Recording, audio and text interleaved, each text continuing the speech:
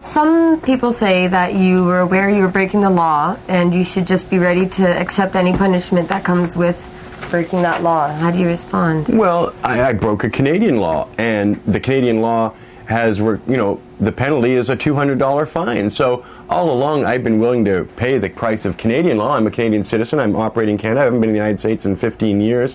And I never put my physical body in the United States. So as far as I know, the Charter of Rights guarantees me the right to be judged by Canadian law, by a Canadian judge and jury, in a Canadian courtroom, as I'm a Canadian citizen and have never been to the United States for any of these alleged actions. So on one hand, I am willing to be judged by the law, the Canadian law, not the American law. I'm not an American, never been there. And if anybody carried seeds over there, it was American postal employees and it was American people themselves, not I. Secondly, an unjust law can never be accepted by a true, free, and democratic people, because an unjust law, by its very nature, violates individual rights, individual freedom, and the autonomy of the individual, and puts the supremacy of the state, which I'm definitely opposed to the concept of the supremacy of the state, above any individual. It's an unjust law.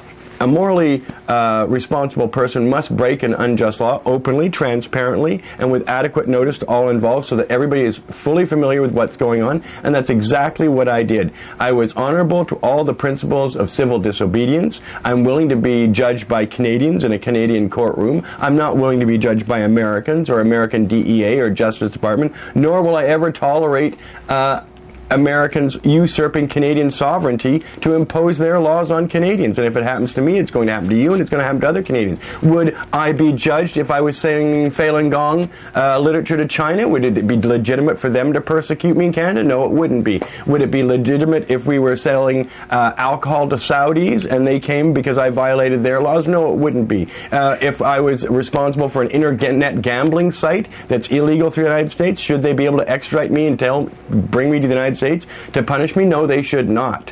And so I sold non-drug quality seeds to consenting adults in the United States so they could overgrow their government and live as free, autonomous human beings in a free and democratic society. Those are honorable principles, and I should be supported for advocating those kind of honorable principles.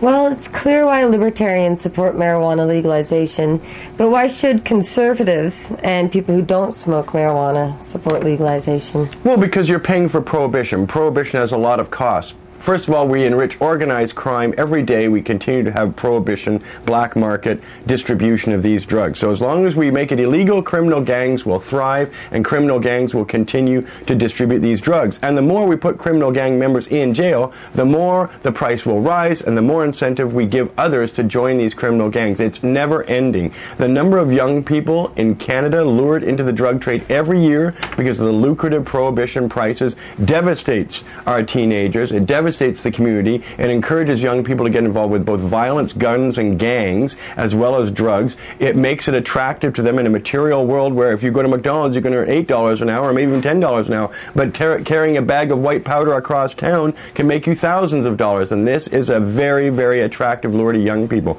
To stop the corruption of our young people, we've got to legalize drugs so we can diminish all these profits that go to the gangs. And that is the most important reason any conservative should support legalization. Not to give license to people to take drugs hedonistically, but to prevent our social system from degenerating into one controlled by gangs and criminal elements and having all this money being floating around where there's no one keeping track of it, no one paying taxes on it. These drugs aren't quantified or regulated in any way, so it's difficult to know what people are getting. We could make it safer for the drug user, much safer for the taxpayer, and much, much better social system and society for the people who have no intention of using drugs at all, but are paying for the full cost of the drug war and this prohibition.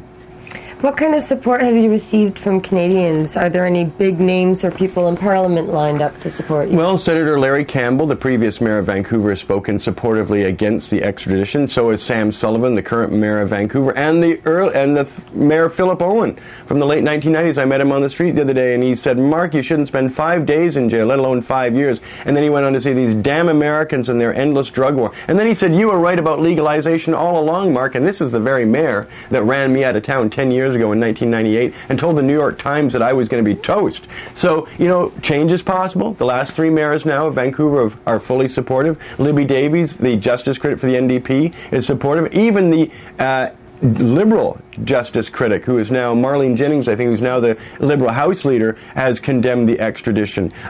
We haven't heard from the Bloc yet, but the leader of the Green Party, Elizabeth May, has condemned my extradition. And so what I've also been able to do by my circumstance is draw attention to our bad MLATs, which are mutual legal assistance treaties, and the idea that prohibition now is an international thing, that Canadians can be taken away by foreign governments over the most innocuous of things. And believe me, if you think sending non-drug quality seeds, the same seeds we make millions of in Manitoba to be processed into food and cereal and various other things, these are the same seeds I'm selling, except I'm just sending them for the purpose of being grown as marijuana. The same seeds are being grown in Manitoba to be made into food or fiber and things like that. So these seeds didn't contain any drug quality. They need other people at the other end of the chain to grow them out knowingly into marijuana. None of those people are being prosecuted in the United States, and nor should they be. Are other seed sellers in Canada and over 100 seed Europe. sellers. There's 4 on my current block here that sold the day I got raided and have been selling ever since. So hundreds of people sell these seeds across Canada. No one is being persecuted.